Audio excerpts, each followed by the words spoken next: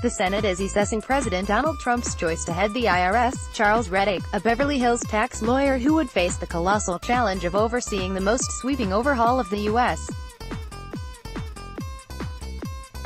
tax code in 3 decades. Rettig has represented thousands of individuals and companies in civil and criminal tax matters before the agency and against it in court. He also defended Trump's decision to break with tradition by refusing to release his personal tax filings during the 2016 presidential campaign. Rettig on Thursday comes before the tax-writing Senate Finance Committee for his confirmation for the post of Internal Revenue Service Commissioner. Democrats on the panel are expected to ask him, given his defense of Trump's tax position, if he will uphold the political independence of the IRS and whether he will work for the benefit of the average taxpayer in implementing the new tax law, a complex, $1.5 trillion package muscled through Congress by the Republicans last year. The new law, Trump's signature legislative achievement, provides generous tax cuts for corporations and the wealthiest Americans, and more modest reductions for middle and low-income individuals and families. Starting early this year, millions of working Americans saw increases in their paychecks with less tax withheld.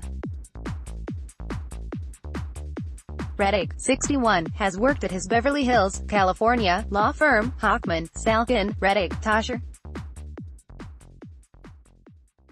His clients have included affluent taxpayers seeking to strike deals with the IRS to turn over information on offshore bank accounts in exchange for reduced penalties.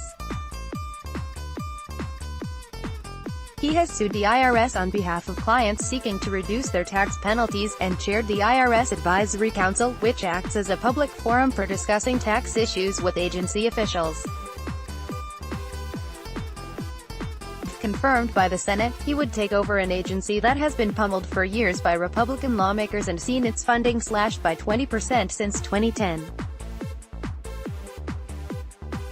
The vetting of Rettig comes as the independent IRS watchdog warned that funding cuts have eroded the agency's ability to provide high-quality service to taxpayers and to upgrade its aging technology. Because of these reductions, the IRS doesn't have enough employees to provide basic taxpayer service, Nina Olson, the National Taxpayer Advocate, said in her mid-year report to Congress released Wednesday. The compliance and enforcement side of the House has been cut by even more. At the same time, Olson says she has no doubt that the IRS will successfully administer and enforce the new tax law. Tax filing season earlier this year for 2017, the last one under the old tax regime, went well, officials said. But on April 17, the filing deadline, the bottom fell out.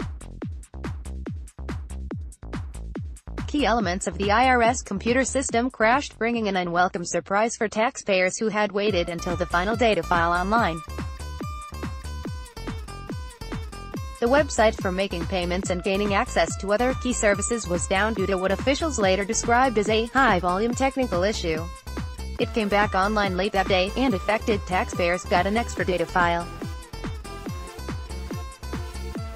Although a relatively new piece of hardware caused the crash, the incident illustrates the fragility of the IRS' aging technology infrastructure, Olson's report says.